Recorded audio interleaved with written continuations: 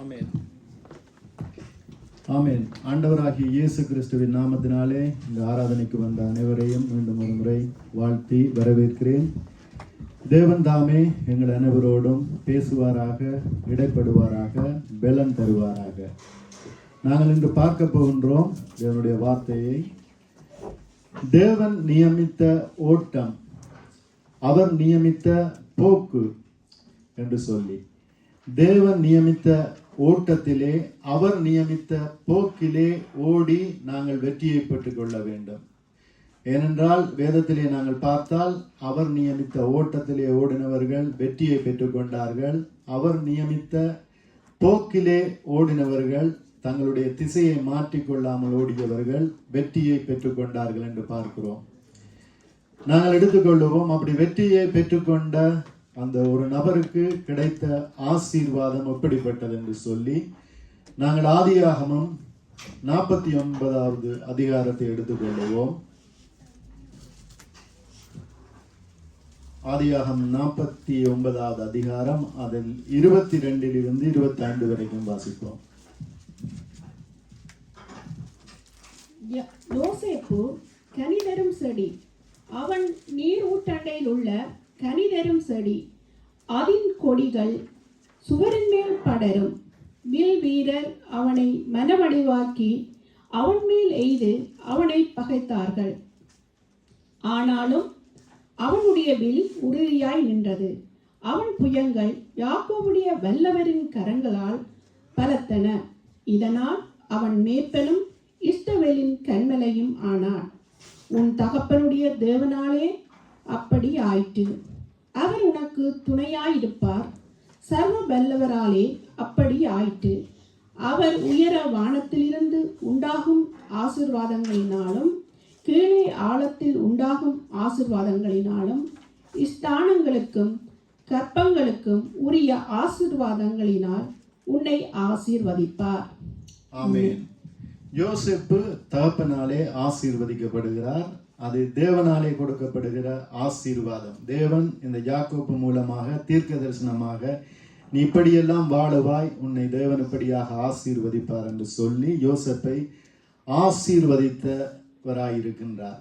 அந்த யோசேப்பு அந்த ஆசீர்வாதத்தை பெற்றுக்கொள்வதற்கு முன்பு எவ்வளவு ஒரு கடினமான சூழ்நிலைகள் எல்லாம் கடந்து சென்றார் என்று நமக்கு எல்லாருக்கும் தெரியும். ஆனால் அந்த யோசேப்பு இப்படியாக அந்த கடினமான சூழ்நிலைக்குள்ளாக கடந்து செல்லுகின்ற வேளையிலே அந்த யோசேப்புக்கு இடையிலே அநேக தடங்கல்கள் வந்து என்று பார்க்கிறோம்.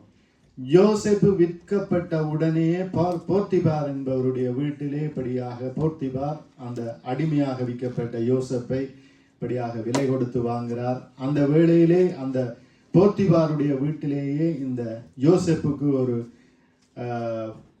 ஒரு பிரச்சனை வருகிறது, சோதனை வருகிறது என்று சொல்லலாம். போர்த்திபாருடைய மனைவி இப்படியாக அந்த யோசேப்பை எடுத்துக்கொள்ளும்படியாக அந்த இடத்திலே ஒரு யோசனை சொல்லுகிறாள், தன்னுடனே சேரும்படியாக. அந்த வேளையிலே யோசேப்பு ஒருவேளை நினைத்திருக்கலாம், போர்த்திபார் என்பது ஒரு பணக்கார வீடு, போர்த்திபாருடைய வீடு ஒரு பணக்காரனுடைய வீடு. அந்த போர்த்திபார் என்பவன் ஒரு பணக்காரனான ஒரு நபர். அப்பொழுது ஒரு கோடீஸ்வரனாகி இருக்கலாம், ஒரு லட்சாதிபதியாகி இருக்கலாம். அந்த எகிப்து தேசத்திலேயே ஒரு பேர் செல்லக்கூடிய அளவுக்கு யோசேப்பு அந்த நேரம் உயர்ந்திருக்கலாம். ஏனென்றால் அந்த போர்த்திபாருடைய மனைவியோடு சேர்ந்து ஆலோசனை பண்ணி அந்த போர்த்திபாரை போட்டு தள்ளிவிட்டால் அந்த இடத்துக்கு யோசேப்பு வந்திருக்க கூடும், போர்த்திபாருடைய இடத்துக்கு யோசேப்பு வந்திருக்க கூடும். ஆனால் ஒரு ஷார்ட்கட் மூலம் அந்த காரியத்தை அவன் பெற்றுக்கொண்டிருந்தால் அவனுக்குள்ளே சத்ருவானவன் விதைத்திருக்க கூடும் என்று நான் நினைக்கிறேன். உன்னை அந்த சூரியன் சந்திரன் வணங்குகிறது, 11 அரிக்கட்டுகள் வணங்குகிறது. நீ இந்த இடத்துக்கு உயர்ந்து விட்டால் உன்னுடைய தாய் தகப்பனை இங்கு அழைக்கலாம், உன்னுடைய சகோதரர்களை அழைக்கலாம், அவர்கள் உன்னை வணங்குவார்கள் என்று சொல்லி அந்த குறுகிய ஒரு நலனை காட்டி பிசாசு அவனை யோசேப்பை வஞ்சிக்கப்படியாக வகை தேடி இருக்கலாம், ஆலோசனையும் கூட வழங்கி இருக்கலாம். ஆனால் அந்த இடத்திலே யோசேப்பு அதற்கு அடிபணியாமல் அப்படியாக நின்ற வேளையிலே தான் அந்த யோசேப்புக்கு அதற்கு பிறகு அநேக காலங்களுக்கு பிறகு நிரந்தர ஆசீர்வாதம், தேவனால் அளிக்கப்படுகிற ஆசீர்வாதம் அந்த இடத்திலே பெற்றுக்கொண்டான் என்று பார்க்கிறோம் பிரியமானவர்களே. ஏனென்றால் யோசேப்பு அந்த இழிவான செயலை, அந்த தேவனுக்கு பிரியமில்லாத செயலை இலகுவாக செய்திருக்க கூடும். அந்த காலத்திலே ஒரு மனிதனுக்கு 4-5 மனைவிகள், 6-7 மறுமணவாயாட்டிகள் என்று சொல்லி அந்த காலத்திலே எல்லாருக்கும் இருந்த ஒரு காலம். அந்த வேளையிலே அவன் சாதாரணமாக அந்த செயலை செய்திருக்கலாம், அந்த தேவனுடைய சித்தத்துக்கு முரணாக அந்த இடத்திலே செயற்பட்டிருக்கலாம். ஆனாலும் அந்த யாக்கோபு இந்த தேவனை குறித்து அந்த யோசேப்புக்கு சிறு வயதிலே போதித்திருப்பார். அந்த போதனைகள், யாக்கோபு போதித்த அந்த வேத வசனங்கள், தேவன் நம்முடைய சந்ததியை எப்படி வழிநடத்தினார், முன்னோர்களை எப்படி வழிநடத்தினார், எப்படி அதிசய விதமாய் வழிநடத்தினார் என்று சொல்லி அந்த போதித்த காரியங்கள் இவனை அந்த பாவமான காரியங்களுக்கு உட்பட விடாதிருந்த என்று நான் விசுவாசிக்கிறேன். ஏனென்றால் அப்படித்தான் போதிக்கப்பட்ட ஒரு மகனாக யோசேப்பு இருந்தார் பிரியமானவர்களே. அது நிமித்தமாக யோசேப்பு தேவன் நியமித்த வழியிலே போக்கிலே ஓட விரும்பினான். அது நிமித்தமாக இந்த யோசேப்பு பரிசுத்தத்தை காத்து கொண்டார், சாட்சியை காத்து கொண்டார் என்று பார்க்கிறோம் பிரியமானவர்களே. அப்படித்தான் எங்களுடைய வாழ்க்கையிலும் தேவன் எங்களுக்கு நியமித்த அந்த ஓட்டத்திலே நாங்கள் ஓட முயற்சி செய்ய வேண்டும். தேவன் நியமித்த போக்கிலே நாங்கள் செல்லும்படியாக முயற்சி செய்ய வேண்டும். அப்படி போய்த்தான், அப்படி ஓடித்தான் இந்த யோசேப்பு அந்த ஆசீர்வாதத்தை பெற்றுக்கொண்டார் என்று பார்க்கிறோம் பிரியமானவர்களே. இன்று நாங்கள் இந்த உலகத்திலே நதிகளை பார்த்தோமாக இருந்தால், நதிகள், ஆறுகள் என்று அவைகளை பார்த்தோமாக இருந்தால், அவைகளுக்கு தேவன் நியமித்த வழியிலே ஓடும்போது அது ஆசீர்வாதமாக இருக்கிறது என்று பார்க்கிறோம். நதிகள் ஓடுகின்ற வேளையிலே அந்த நதிகளை மனிதர்கள் அடக்கி வைத்து அந்த நதிகளின் திசையை திருப்ப வெளிக்கிடுகின்ற வேளையிலே அந்த இடத்திலே ஆசீர்வாதமற்ற காரியங்கள் நடக்கிறதாக இருக்கிறது. வரலாற்றிலே அப்படி நடந்த சம்பவங்கள் அநேகம் உண்டு. எகிப்து தேசத்தை ஒரு காலத்திலே நாங்கள் எடுத்துக்கொண்டோமாக இருந்தால் செல்வம் செழிக்கிற ஒரு நாடாக இருந்தது. அந்த நாட்டிலே அந்த தேசத்திலே வந்த ராஜாக்கள் என்ன செய்தார்களாம், அந்த நதியை தங்களுக்கு இஷ்டமானபடி, ஏனென்றால் வீணாக போகிறது, அது தன் வழியிலே போய் அந்த நீர் எங்களுக்கு எல்லா நீரும் கிடைக்காமல் இப்படியாக வேறு தேசங்களுக்கும் போகிறது. வேறு தேசங்களுக்கு போகின்ற வேளையிலே அந்த தேசங்கள் ஆசீர்வாதமாக இருக்கிறது. அந்த தேசங்களுக்கு ஏன் எங்கள் வழியாக ஓடுகிற நதிகள் படியாக பாய வேண்டும் என்று சொல்லி நதிகளை மனிதர்கள் தங்களுடைய திட்டத்தின்படி அணைகளை கட்டி அப்படியாக தடுத்த வேளையிலே இன்று நாங்கள் எகிப்து தேசத்தை பார்த்தோமாக இருந்தால், முன்பு ஒரு காலத்திலே உலகத்திலேயே செல்வம் கொளிக்கிற நாடாக இருந்த தேசம் இன்று மனிதர்களுடைய செயல்களினாலும் தேவன் நியமித்த அந்த வழியிலே நதிகளை ஓட விடாமல் விட்டதன் காரணமாக அந்த இடத்திலே இன்று பஞ்சமாக இருக்கிறது. இந்த உலகத்திலே அநேக பணக்கார நாடுகள் இருந்த வேளையிலும் எண்ணிக்கையிலே பார்த்தால் எத்தனையோ படி கீழாகத்தான் எகிப்து தேசம் இருக்கிறது. ஏனென்றால் அந்த நதிகளை அவர்கள் கட்டுப்படுத்தினார்கள் என்று பார்க்கிறோம். அப்படியாக நதிகள் எப்படி ஓடுகிறதோ அதுபோல தேவன் எங்களுக்கு நியமித்த ஓட்டத்திலே தேவன் இப்படியாக ஓட வேண்டும். தேவன் நியமித்த போக்கிலே எங்களை ஓடும்படியாக தேவன் நியமித்திருந்தால் அந்த போக்கை நாங்கள் மாற்றக்கூடாது, அந்த ஓட்டத்தை நாங்கள் மாற்றக்கூடாது. அந்த தேவன் நியமித்த அந்த ஓட்டத்திலே நாங்கள் அழகாக ஓடும் வேளையிலே அந்த ஓட்டத்திலே நாங்கள் வெற்றியை பெறுகிறவர்களாக இருக்கின்றோம். ஏனென்றால் இன்று நாங்கள் பார்த்தோமாக இருந்தால் இன்று சீனாவிலேயும் இந்த நதிகளை குறித்து தான் இன்று பிரச்சனையாக இருக்கிறது. இந்தியா, சீனா அப்படியாக அந்த இடத்திலே பிரம்மபுத்திரா என்கின்ற நதியிலே குறுக்காக அந்த தீபத் தேசத்திலே நினைக்கிறேன், தீபத்திலே ஒரு பெரிய ஒரு தண்ணி தேக்கி வைக்கக்கூடிய குளத்தை, அந்த டேம் என்று சொல்லப்படுகிற அந்த காரியத்தை கட்டுவதற்கு முயற்சி செய்கிறார்கள். அதற்கு இந்த உலக நாடுகள், விஞ்ஞானிகள், அறிஞர்கள் சொல்லுகிறார்கள், அப்படி கட்டுகின்ற பட்சத்திலே இந்த பூமியின் சுழற்சியிலே மாற்றம் ஏற்படும் என்று சொல்லி, பூமியின் சுழற்சியிலே எவ்வளவு ஒரு குறிப்பிட்ட அளவு பூமியின் சுழற்சியின் வேகம் கட்டுப்படுத்தப்பட போகிறது என்று, அதனாலே அழிவுகள் வருகிறதாக இருக்கின்றது இந்த மனித குலத்துக்கு. அப்படித்தான் இந்த நதிகளை எப்படி மனிதன் அடக்கி வைக்கிறானோ அந்த வேளையிலே ஆசீர்வாதத்துக்கு பதிலாக சாபங்களும், ஆசீர்வாதத்துக்கு பதிலாக பஞ்சமும், செழிப்புக்கு பதிலாக பஞ்சமும் வருகிறது போல ஆண்டவர் நியமித்த பாதையிலே, ஆண்டவர் நியமித்த ஓட்டத்திலே, அவர் நியமித்த போக்கிலே நாங்கள் ஓடாதபடிக்கு நாங்கள் எங்களுடைய வழிகளை நாங்கள் மாற்றினோமாக இருந்தால் எங்களுடைய வாழ்க்கையிலே வெற்றி அல்ல தோல்வியே எங்களுக்கு வருகிறதாக இருக்கிற என்று பார்க்கிறோம் பிரியமானவர்களே. அப்ப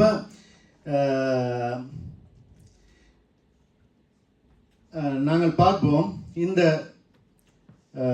யோசேப்பு எப்படியாக அந்த தன்னுடைய ஓட்டத்தை திசை திருப்ப நினைத்த அந்த போர்த்திபாலுடைய மனைவியினுடைய திட்டங்களை முறியடிக்க எப்படியாக முயற்சி செய்தான் என்று சொல்லி.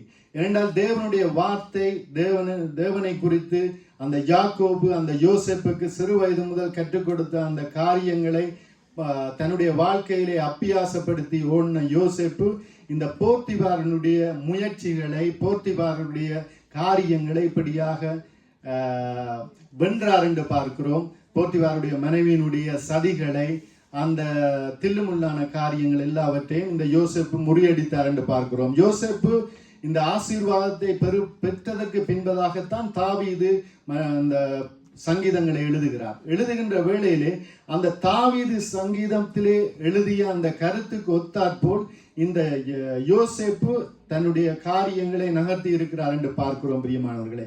இந்த யோசேப்பை வஞ்சிக்கும்படியாக போர்த்திபாருடைய மனைவி அநேகந்தரம் இந்த யோசேப்போடு இப்படியாக உரையாடி இருப்பாள். ஆசை சொற்களை காட்டி அந்த யோசேப்பை தன்னுடைய வலையிலே விழ வைப்பதற்காக முயற்சி செய்திருப்பாள். அந்த போர்த்திபாருடைய மனைவியே போர்த்திபாரை குறித்து வஞ்சகமாய் பேசியிருப்பார், பரியாசம் பண்ணியிருப்பார். அவனெல்லாம் ஒரு மனுஷனா, அவன் வயது போனவன் அப்படி என்று சொல்லி அந்த தன்னுடைய கணவனை குறித்தே பரியாசம் பண்ணி இந்த யோசேப்பை கவர்வதற்கு முயற்சி செய்திருப்பாள். அப்படியாக செய்த வேளையிலே பரியாசக்காரர் உட்காரும் இடத்திலே உட்காராமல் இப்படியாக யோசேப்பு நகர்ந்தவன், விலகி சென்றவனாக இருக்கிறான் என்று பார்க்கிறோம் பிரியமானவர்களே. ஒரு கட்டத்திலே அந்த இடத்தை விட்டுப்படியாக ஓடிய ஒரு மனிதனாக இருக்கின்றார். தன்னுடைய வாழ்க்கையிலே தேவனுடைய ஆசீர்வாதம் வரும் மட்டும் எந்த ஒரு காரியம் என்னை சிறைப்பிடித்தாலும் சரி, பொல்லாத குற்றச்சாட்டுகள் வந்தாலும் சரி, நான் தேவனுக்கு துரோகம் செய்ய முடியாது என்று சொல்லி அந்த இடத்திலே போர்த்திபாரனுடைய மனைவிக்கு முன்பதாக வாயறிக்கை பண்ணியவனாய் இப்படியாக ஓடிய ஒரு மகனாக யோசேப்பு இருந்தார் என்று பார்க்கிறோம். அந்த யோசேப்பினுடைய வாழ்க்கையை பார்க்கின்ற வேளையிலே இந்த சங்கீதம் தான் எனக்கு ஞாபகம் வரும். நாங்கள் வாசிப்போம் சங்கீத புத்தகத்திலே 1வது சங்கீதம், அதிலே 1 - 3 வரைக்கும் நாங்கள் வாசிப்போம். துன்மார்க்கருடைய ஆலோசனையில் நடவாமலும், பாவிகளுடைய வழியில் நில்லாமலும், பரியாசக்காரன் உட்காரும் இடத்தில் உட்காராமலும், கர்த்தருடைய வேதத்தில் பிரியமாயிருந்து இரவும் பகலும் அவருடைய வேதத்தில் தியானமாயிருக்கிற மனுஷன் பாக்கியவான். அவன் நீர்க்கால்களின் ஓரமாய் நடப்பட்டு தன் காலத்தில் தன் கனியை தந்து இலையுதிராய் இருக்கிற மரத்தை போல் இருப்பான். அவன் செய்வதெல்லாம் வாய்க்கும். ஆமென். இப்படியாக துன்மார்க்கருடைய ஆலோசனையிலே நடவாமல் சென்ற யோசேப்பாக இருந்தார். பாவிகளுடைய வழிகளிலே நில்லாமல், பரியாசக்காரர் உட்காரும் இடத்தில் உட்காராமல் இருந்த அந்த யோசேப்பாக இருந்தார். ஏனென்றால் யோசேப்புக்கு அந்த இடத்திலே வந்தது பரியாசக்காரியாகிய அந்த போர்த்திபாருடைய மனைவியினாலே ஆசை வார்த்தைகள் காட்டப்பட்டது. பரியாசிக்கப்பட்டிருப்பான் அந்த போர்த்திபார். இப்படியாக அவன் சரியில்லாதவன், அவன் எனக்கு பிடிக்கவில்லை, அவனை எனக்கு கண்டாலே பிடிக்காது அப்படி என்று சொல்லி அந்த யோசேப்புக்கு அந்த தலைக்கு மேல் ஐஸ் வச்சது போல, தேன் ஒழுகுகிறது போல கதைகள் பேசியிருப்பாள். அந்த வேளையிலும் அந்த யோசேப்பு கர்த்தருடைய வேதத்தில், அந்த யாக்கோபு அந்த யோசேப்புக்கு சிறு வயது முதல் போதித்து வந்த தேவன் தம்முடைய சந்ததிக்கு, தம்முடைய பரம்பரையினருக்கு, ஆபிரகாம் முதற்கொண்டு தேராக இப்படியாக அவர்களுக்கெல்லாம் செய்த அந்த அற்புதங்களை விவரித்து எப்படியாக என்னுடைய முன் சந்ததியை வழிநடத்தினார் என்று சொல்லி அந்த கர்த்தருடைய வார்த்தைகளை, கர்த்தர் செய்த அதிசயங்களை இப்படியாக போதித்திருப்பார். கர்த்தருடைய வேதத்தில் பிரியமாயிருந்து இரவும் பகலும் அவருடைய வேதத்திலே தியானமாயிருக்கிற மனுஷன் பாக்கியவான் என்று சொல்லி சொன்னதின்படியாக அந்த யோசேப்பு நடந்திருப்பார். ஆனால் யோசேப்பு பிறந்து வளர்ந்து அவருடைய சந்ததி அப்படியாக பெருகின வேளையிலே தான் அநேக காலங்களுக்கு பிறகு இந்த சங்கீதம் எழுதப்பட்டாலும் இந்த சங்கீதத்துக்கு ஒப்பாக யோசேப்பினுடைய வாழ்க்கை இருந்தது என்று பார்க்கிறோம். அப்படி இருந்த வேளையிலே தான் அந்த யோசேப்பு படியாக அவன் நீர்க்கால்களின் ஓரமாய் நடப்பட்டு தன் காலத்தில் தன் கனியை தந்து இலை உதிராதிருக்கிற மரத்தை போலிருப்பான், அவன் செய்வதெல்லாம் வாய்க்கும் என்ற வார்த்தையின்படி யோசேப்பு செய்தது எல்லாவற்றையும் அந்த இடத்திலே வாய்க்க பண்ணினார் என்று பார்க்கிறோம் பிரியமானவர்கள். அப்படித்தான் தேவனுக்காக வைராக்கியமாக இருந்து எங்களுடைய நடைகளை காத்துக்கொள்வோமாக இருந்தால் இந்த யோசேப்பு எப்படி ஆசீர்வதிக்கப்பட்டாரோ அப்படிப்பட்ட ஆசீர்வாதங்களை நாங்கள் பெறுகிறவர்களாக இருக்கிறோம் பிரியமானவர்களே. அப்படியாக இந்த வேளையிலே அப்படி யோசேப்பு உயர்த்தப்பட்ட வேளையிலே நோமலா யோசேப்புக்கு 2 வழிகள் இருந்தது. ஒன்று போர்த்திபார் என்ற இடத்துக்கு வரக்கூடிய ஒரு தருணம் இருந்தது. அந்த இடத்திலே ஏனென்றால் போர்த்திபாருடைய மனைவி மூலமாய் போர்த்திபாருடைய இடத்துக்கு வரக்கூடிய ஒரு வழி இருந்தது. ஆனால் இன்னொரு வழி, அவன் துன்பங்களை சகித்துபடியாக போனானாக இருந்தால் அந்த இடத்திலே பார்வோனுக்குரிய ஒரு அந்தஸ்து வரக்கூடிய வழி இருந்தது. அது தேவனாலே கொடுக்கப்படுகிற காரியமாக இருந்தது. பார்வோனுக்குரிய அந்தஸ்து. பார்வோனே சொல்லுகிறார், நீ என்னுடைய முத்திரை மோதிரத்தை உனக்கு தருகிறேன், இந்த முத்திரை மோதிரத்தை போட்டுக்கொள், நீ ஆட்சியில் நான் அந்த சிங்காசனத்திலே மட்டும்தான் இருப்பேன், நீதான் மிகுதியான வேலைகளை செய்ய வேண்டும் என்று சொல்லி இந்த யோசேப்புக்கு சொல்லுகிறார். அப்படியாக பார்வோனுக்கு சமமான அந்த பதவியை கொடுக்கிறார். பார்வோன் ஒன்றும் செய்வதில்லை, யோசேப்பு தான் எல்லாமே செய்ய வேண்டும். யாரை கை காட்டுகிறாரோ அவர் வர வேண்டும், போவென்றால் போக வேண்டும், வா என்றால் வர வேண்டும், நில்லென்றால் நிற்க வேண்டும். அப்படியான அதிகாரத்தை, முத்திரை மோதிரத்தை, ஒரு சட்டத்தை இயற்றிவிட்டு முத்திரை மோதிரத்தினாலே முத்திரை போட்டால் அந்த சட்டம் செல்லும், ராஜாவினுடைய உத்தரவு என்ற முறைப்படி செல்லும். அப்படியாக அந்த யோசேப்பு மதிக்கப்பட்டார்.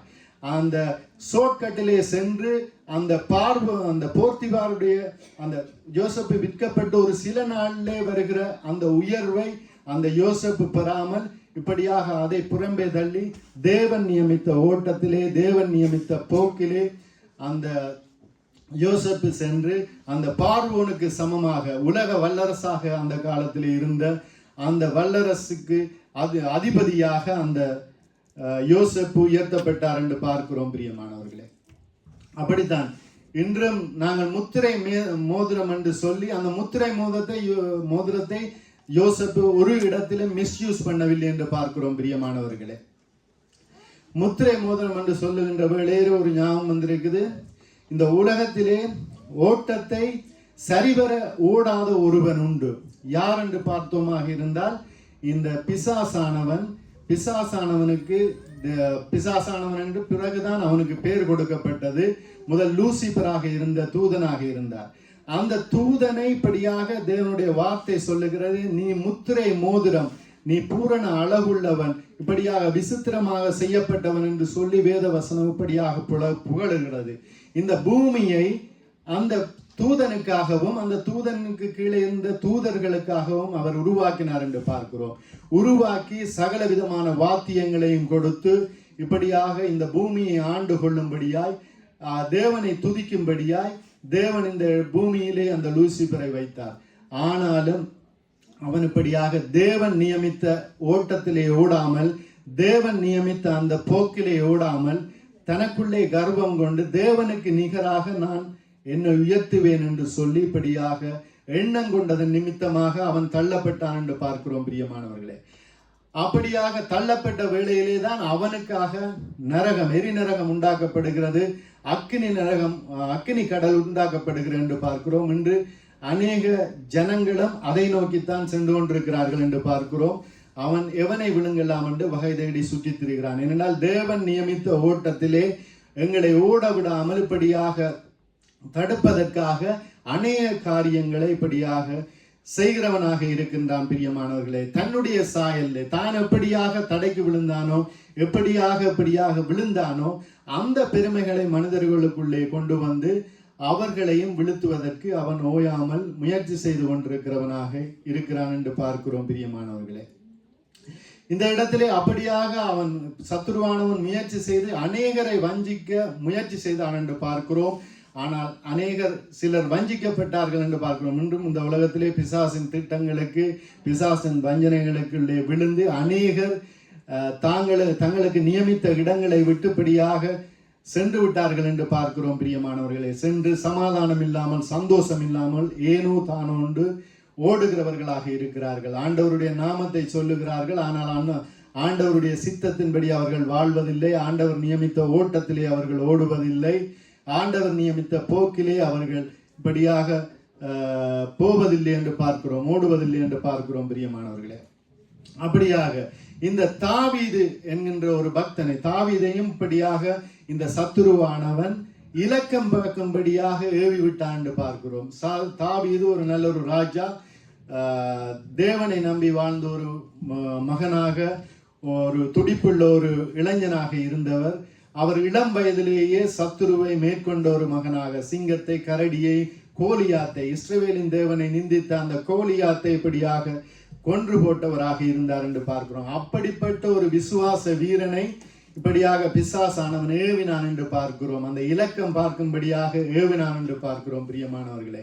அப்படியாக தாவீது தேவன் நியமித்த வழியை விட்டு வழி விலகி இப்படியாக பிசாசுக்கு செவி கொடுத்த வேளையிலே, அந்த இடத்திலே தாவீது விழுந்த போதிலும், தேவனுடைய கோபத்துக்கு ஆளான வேளையிலும் தாவீது தன்னை சுதாகரித்துக் கொண்டு இப்படியாக திரும்ப தேவன் நியமித்த பாதையிலே ஓட இப்படியாக தன்னை ஒப்புக்கொண்டார். தேவன் நியமித்த போக்கிலே ஓடும்படியாக தாவீது இப்படியாக தன்னை ஒப்பு கொடுத்தார் என்று பார்க்கிறோம் பிரியமானவர்கள். அப்படித்தான் எங்களுடைய வாழ்க்கையிலும் அநேக காரியங்கள் எங்களை இப்படியாக விலகி செல்லும்படியாக சத்ருவானவன் எங்களுடைய வாழ்க்கையிலே கொண்டு வந்து போட்டு எங்களையும் இப்படியாக விலகி செல், தான் எப்படி விழுந்தேனோ அந்த டைப்பிலே விழும்படியாக எங்களை தள்ள பார்ப்பான். ஆனால் தாவீதை பார்த்தோமாக இருந்தால் விழுந்தார், ஆனால் விழுந்து எழுந்து நடந்தார் என்று பார்க்கிறோம்.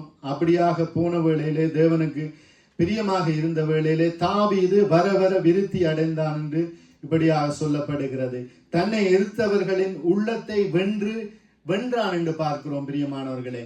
அந்த சவுல் இப்படியாக தாவீதை எதிர்த்தவர், அந்த சவுலே இப்படியாக தாவீதை ஆசீர்வதிக்கிறார். தாவீதை இப்படியாக பெருமைப்படுத்தும்படியான வார்த்தையை சொல்லுகிறார்.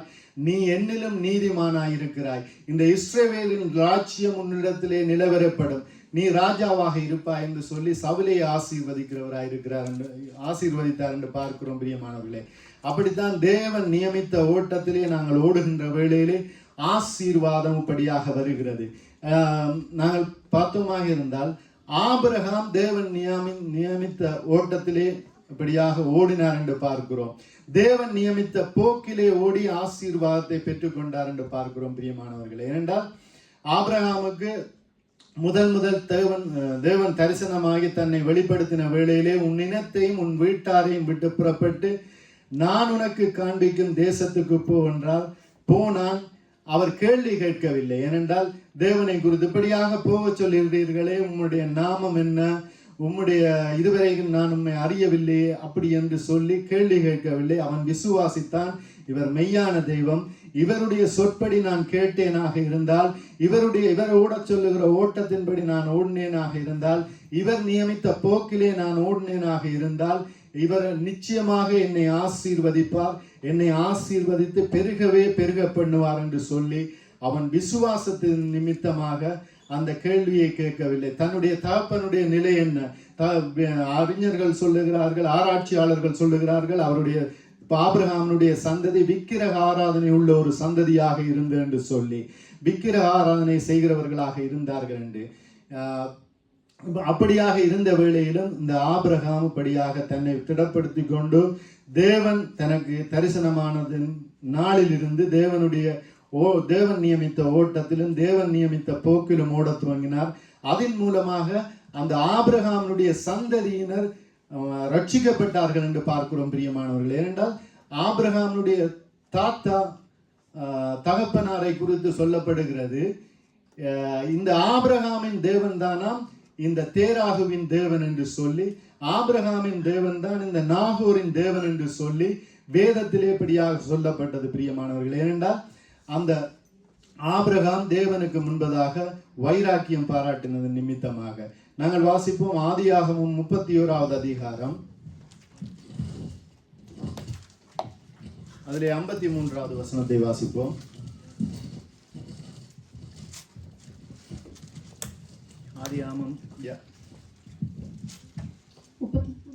31:53.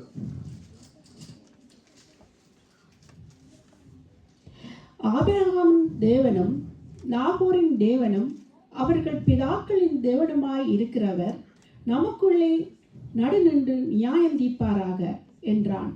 அப்பொழுது யாக்கோபு தன் தகப்பனாகிய ஈசாக்கின் பயபக்திக்குரியோர் மேல் ஆணையிட்டான். ஆமென். இதில் சொல்லப்படுகிறது, ஆபிரகாமின் தேவனும் நாகோரின் தேவனும் அவர்களுடைய பிதாக்களின் தேவனுமாய் இருக்கிறவர் நமக்குள்ளே நடுநின்று நியாயம் தீர்ப்பாராக என்று சொல்லி. அப்படியாக லாபான் அறிந்து கொண்டார். அந்த ஆபிரகாம் மட்டுமல்ல இந்த தேவனை ஏற்றுக்கொண்டவர், ஆபிரகாமுடைய தந்தையார், ஆபிரகாமுடைய பாட்டன் கூட இந்த தேவனை ஆபிரகாமின் நிமித்தம் ஏற்றுக்கொண்டார் என்று சொல்லி, இப்படியாக அந்த இடத்திலே யார் அறிக்கை இடுகிறார் என்றால் லாபான் அறிக்கை இடுகிறார். இந்த யாக்கோப்புக்கு லாபான் அறிக்கை இடுகிறார். பிரியமானவர்களே, அப்படியாக தேவனுடைய சத்தத்துக்கு செவி கொடுத்து தேவன் நியமித்த ஓட்டத்திலே ஓடுகின்ற வேளையிலே, தேவன் நியமித்த போக்கிலே நாங்கள் ஓடுகின்ற வேளையிலே, நாங்கள் ஆராய்ந்து முடியாத பெரிய காரியங்களையும் எண்ணி முடியாத அதிசயங்களையும் அவர் செய்கிறவராயிருக்கிறார். எங்களுடைய வாழ்க்கையிலும் சரி, எங்களுடைய உறவினர்களுடைய வாழ்க்கையிலும் சரி, அப்படியாக செய்கிற தேவனாக இருக்கிறார். ஏனென்றால் அந்த யாக்கோபுக்கு முன்பதாக அறிக்கையிடப்படுகிறது, உன்னுடைய முற்பிதா ஆபிரகாம் மட்டுமல்ல, தேராகு, இப்படியாக அந்த மற்றும் நாகோரின் தேவன் கூட, அவருடைய தாத்தா கூட இந்த தேவனை இப்படியாக அறிந்து கொண்டார். எல்லோருடைய தேவனும் ஒரே தேவன் என்று சொல்லி அந்த இடத்திலே அறிக்கையிடுகிறது. இப்ப எனக்கு ஆசை இருக்கும், நான் தேவனை துதிக்கின்ற வேளையிலே என்னுடைய தகப்பனுடைய தேவன் என்னை ஆசீர்வதிக்கிறார் என்று சொல்வதற்கு எத்தனை பேருக்கு எங்களுக்கு அந்த ஆசை இல்லாமல் இருக்கிறது? எல்லோருக்கும் இருக்கும். நான் சொல்லுகின்ற வேளையிலே என்னுடைய தகப்பனுடைய தேவன் என்னை ஆசீர்வதிப்பார், என்னுடைய தகப்பனுடைய தேவன் என்னுடைய பிள்ளைகளை ஆசீர்வதிப்பார் என்று ஆசீர்வதிக்கக்கூடிய நிலைமையிலே அந்த ஆபிரகாமை வைத்தார் என்று பார்க்கிறோம். என்றால் தேவனை நம்பி தேவன் நியமித்த ஓட்டத்திலே, தேவன் நியமித்த போக்கிலே ஓடின அந்த ஆபிரகாமை இப்படியாக ஆசீர்வதித்தார் என்று பார்க்கிறோம். பிரியமானவர்களே, அப்படியாக ஆபிரகாமை சிநேகிதன் என்று இப்படியாக அழைத்த தேவன் ஆபிரகாமினுடைய முன்னோர்களை கைவிடவில்லை. யாக்கோபின் மூலமாக அந்த இடத்திலே லாபானுக்கு சுவிசேஷம் அறிவிக்கப்படுகிறது. அந்த யாக்கோபு அந்த இடத்திலே எங்கே ஈசாக்கினுடைய கூடாரத்தில் இருந்து கொண்டே அந்த லாபானுடைய மகளை அப்படியாக இரண்டு பேர் ஒருத்தியோ அவர் திருமணம் செய்திருக்க கூடும். ஏனென்றால் ஆபிரகாம் ஈசாக்கு பெண் பார்க்கின்ற வேளையிலே அந்த தன்னுடைய ஊழியக்காரரை அந்த இடத்திலே போகும்படியாக சொல்லி ஈசாக்கை அந்த இடத்துக்கு அழைத்து செல்லாமல் ரெபேக்காளை பெண் பார்த்து அந்த இடத்திலே ஒட்டகத்திலே கூட்டிக் கொண்டு வருகிறார். அந்த இடத்திலே அவர்கள் திருமணம் செய்கிறார்கள். என்கின்றால் அந்த ஈசாக்கு இருந்த இடத்திலே ஈசாக்கு செல்லவில்லை. ஆனால் அந்த இடத்திலே யாக்கோபுக்கு ஒரு திருமணம் நடக்க வேண்டும் என்று என்கின்ற வேளையிலே அந்த யாக்கோபினுடைய போக்கை தேவன் மாற்றுகிறார். ஏசா பகைக்கும்படியாக அந்த யாக்கோபு அந்த லாபான் இடத்திலே செல்லும்படியாக அந்த போக்கை மாற்றுகின்ற வேளையிலே அந்த இடத்திலே லாபான் இடத்திலே சென்று அங்கே வேலை செய்கிறார். மகளுக்காக வேலை செய்து அந்த லாபானுடைய மகளை இப்படியாக திருமணம் செய்து கொள்ளுகிறார் என்று பார்க்கிறோம். அப்படி செய்து கொண்டிருக்கின்ற வேளையிலே அந்த இடத்திலே அந்த லாபானை சொல்லுகிறார், குறிப்பினாலே அறிந்து கொண்டேன் தேவன் உன்னை ஆசீர்வதிக்கிறார் என்று, உன்னுடைய செய்கைகளை எல்லாம் தேவன் ஆசீர்வதிக்கிறார் என்று சொல்லி. ஏனென்றால் யாக்கோபு தேவன் நியமித்தபடியே ஓடினான் என்று பார்க்கிறோம். தேவன் நியமித்த போக்கிலே அப்படியாக போய் அந்த ஆசீர்வாதங்களை பெற்றுக்கொண்டார். அந்த லாபானையும் அந்த தேவனுடைய சுவிசேஷத்தை அந்த யாக்கோபு மூலமாக சொல்ல வைத்து அந்த லாபானையும் மீட்டு கொண்டிருப்பார் என்று நான் விசுவாசிக்கிறேன். ஏனென்றால் அந்த மகள்மார், இந்த யாக்கோபு மகள்மாரை இப்படியாக அழைத்து கொண்டு லாபானுக்கு தெரியாமல் இப்படியாக செல்லுகின்ற வேளையிலே அவர்கள் ஒரு காரியத்தை செய்கிறார்கள். லாபான் ஒரு விக்கிரக ஆராதனைக்காரனாக இருந்தவன். அந்த விக்கிரகங்கள் எல்லாவற்றையும் எடுத்துக்கொண்டு போகின்ற வேளையிலே அந்த விக்கிரக ஆராதனை செய்வதற்கு அந்த லாபான் இடத்திலே விக்கிரகங்கள் இல்லை. உடனடியாக லாபான் ஒரு சில நாட்களாக பின்தொடர்ந்து அவர்களை இப்படியாக பிடிக்கிறார். அந்த இடத்திலே தான் அந்த உரையாடல் நடக்கிறது. நீ என்னுடைய பிள்ளைகளை எனக்கு தெரியாமல் எப்படி திருட்டுவளாக நீங்க அழைத்து கொண்டு போக முடியும் என்று சொல்லிவிட்டு அந்த இடத்திலே என்னுடைய விக்கிரகங்களை, என்னுடைய பொருட்களை இவர்கள் திருடி கொண்டு யாரோ வந்திருக்கிறார்கள், அதை நான் கண்டுபிடிக்க வேண்டும் என்று சொல்லி அந்த இடத்திலே அவர்கள் கண்டுபிடிக்கவில்லை. அந்த விக்கிரகங்களை ஒரு பின்பு பார்த்தோமாக இருந்தால் அந்த ஏசாவை சந்திக்க போகும் வேளையிலே அந்த யாக்கோபு சொல்லுகிறார், உங்களிடத்திலே உள்ள விக்கிரகங்கள் எல்லாவற்றையும் படியாக புதைத்து விடுங்கள் என்று சொல்லி நாங்கள் ஏசாவை சந்திக்க போகின்றோம். அந்த இடத்திலே ஒரு புருஷன், ஒரு தேவதூதன், அந்த மனுஷகுமாரன் ஒரு புருஷனோடு போராட வேண்டும், ஒரு தேவதூதனோடு போராட வேண்டும் என்று சொல்லி அந்த இடத்திலே அந்த விக்கிரகங்களை புதைத்து விட்டு அந்த இடத்திலே போகின்ற வேளையிலே ஒரு ஆசீர்வாதம் இந்த யாக்கோபுக்கு வருகிறதாக இருக்கின்றது. ஏசாவை முகமுகமாக அந்த யாக்கோபு சந்திக்கிறார். ஏசாவுக்கு முன்பதாக போக பயந்த யாக்கோபு பரிவாரங்களை எல்லாம் முன்பு செல்லும்படியாக அனுப்பிவிட்டு இப்படியாக போன யாக்கோபு பிறகு தேவன் நிமித்தமாக இப்படியாக துணிகரம் கொண்டு அந்த யாக்கோபை ஏசாவை எதிர்கொண்டு போனார் என்று பார்க்கிறோம். அந்த இடத்திலே கல்லான மனசும் கரைந்து என்று பார்க்கிறோம். ஏனென்றால் கொலை செய்ய வேண்டும் என்று சொல்லி இப்படியாக துடித்துக் கொண்டிருந்த அந்த ஏசாவுடைய இருதயத்திலே இப்படியாக தேவன் இரக்கம் பாராட்டினார் என்று பார்க்கிறோம். பிரியமானவர்களே, அப்படியாக தேவன் தம்முடைய பாதையிலே இப்படியாக செல்லுகின்ற வேளையிலே, தேவன் நியமித்த ஓட்டத்திலே நாங்கள் ஓடுகின்ற வேளையிலே தேவன் எங்களை நிறைவாக ஆசீர்வதிக்கிறவராக இருக்கிறார். எதிரான மனிதர்களையும், கல்லான இருதயம் உள்ள மனிதர்களையும் அவர்களுடைய இருதயம் இப்படியாக சதையுள்ள இருதயமாக மாறும்படியாக, அவர்களுடைய இருதயத்திலே தயவு உண்டு பண்ணும்படியாக தேவன் பெரிய காரியங்களை செய்கிறவராயிருக்கிறார். பிரியமானவர்களே, அப்படியாக அநேக பரிசுத்தவான்களை நாங்கள் பார்த்தோமாக இருந்தால் தேவன் நியமித்த அந்த ஓட்டத்திலே ஓடினார்கள், அந்த போக்கின்படியாக ஓடினார்கள். இடையிலே அவர்கள் ஒன்றுமே அந்த ஓட்டத்திலே சிறு தவறு கூட செய்யாமல் ஓடினவர்கள் ஆசீர்வாதத்தை பெற்றுக்கொண்டார்கள் என்று பார்க்கிறோம். ஜோபு மனைவி சொல்லுகிறார், நீ தேவனை தூசித்து ஜீவனை விடு என்று சொல்லி அந்த ஜோபுவுக்கு ஆலோசனை கொடுக்கிறார். ஜோபுவுக்கு, அந்த ஜோபனுடைய மனைவிக்கு அவ்வளவு துன்பம். ஜோபு எவ்வளவு ஆசீர்வாதமாக இருந்த ஒரு மகன் என்று ஒரு பிச்சைக்காரனை விட கேவலமாக இருக்கிறார். அழகும் கெட்டுவிட்டது, சௌந்தரியம் கெட்டுவிட்டது, ஒரு மதிப்பு கெட்டுவிட்டது. இனி என்னத்துக்கு நீர் தேவனை தூசித்து ஜீவனை விடு என்று சொல்லி அந்த வேளையிலும் அந்த ஜோபு படியாக ஓட்டை எடுத்து உடம்பை சொரிந்து கொண்டு பைத்தியக்காரி பேசுகிறது போல் பேசுகிறாய். நன்மையை பெற்ற நாம் தீமையை பெறக்கூடாதோ? நன்மைகளை அள்ளி தந்த தேவன் இப்பொழுது தீமை வருகிறது என்று சொல்லி நாங்கள் ஏன் அவரை தூசிக்க வேண்டும் என்று சொல்லி தேவன் நியமித்த ஓட்டத்திலே இப்படியாக ஓடி ஆசீர்வாதத்தை பெற்றுக்கொண்டார் என்று பார்க்கிறோம். பிரியமானவர்களே, அப்படியாகத்தான் அந்த யோபு தான் சொல்லுகிறார், என் மீட்பர் உயிரோடு இருக்கிறார் என்றும் கடைசி நாளில் அவர் பூமியின் மேல் நிற்பார் என்றும் அதை அந்நிய கண்கள் அல்ல என்னுடைய சொந்த கண்களே காணும் என்று சொல்லி இப்படியாக விசுவாச அறிக்கை இட்டவராக இருக்கிறார் என்று பார்க்கிறோம். பிரியமானவர்களே, அப்படியாக தேவன் நியமித்த ஓட்டத்திலே இப்படியாக ஓடுகின்ற வேளையிலே தேவன் ஆசீர்வதிக்கிறவராயிருக்கிறார். அவர் நியமித்த போக்கிலே நாங்கள் ஓட வேண்டும். அவர் நியமித்த ஓட்டத்திலே சரிவர ஓட வேண்டும். எந்த ஒரு திருத்தமும் செய்யக்கூடாது. அப்படித்தான் ஆறுகள் இப்படியாக தேவன் நியமித்த ஓட்டத்திலே ஓடுகின்ற வேளையிலே அந்த ஆறுகள் ஆசீர்வாதம் உள்ளதாக இருக்கிற என்று பார்க்கிறோம். அப்படியாக ஆறுகள் ஆசீர்வாதமாக உள்ளதாக இருக்கின்ற வேளையிலே அந்த ஆறுகள் மூலமாக எத்தனையோ பறவைகள் இப்படியாக ஆசீர்வதிக்கப்படுகிறது. அந்த பறவைகள் தேவனை புகழ்ந்து பாடுகிறது. மிரிய ஜீவன்கள் இப்படியாக ஆசீர்வதிக்கப்படுகிறது, தாகம் தீர்க்கிறது. அது நிமித்தமாக தேவனை இப்படியாக புகழ்ந்து பாடுகிறார்கள். அப்படித்தான் எங்களுடைய ஓட்டமும் இப்படியாக சரியாக இருந்தால் எங்கள் மூலமாய் அநேகர் போஷிக்கப்படுவார்கள். அப்படியாக தேவனுடைய நாமத்தை மகிமைப்படுத்துவார்கள் என்று நாங்கள் பார்க்கிறோம். பிரியமானவர்களே, இந்த தாவீது தேவன் நியமித்த ஓட்டத்திலே இப்படியாக தேவன் நியமித்த போக்கிலே ஓடி இருதயத்துக்கு பிரியமானவன் என்று அழைக்கப்பட்டார் என்று பார்க்கிறோம். பிரியமானவர்களே, இப்ப அப்படியாக தாவீது தேவன் நியமித்த ஓட்டத்திலே ஓடி மிகப்பெரிய ஒரு ஆசீர்வாதத்தை பெற்றுக்கொண்டார் என்று பார்க்கிறோம்.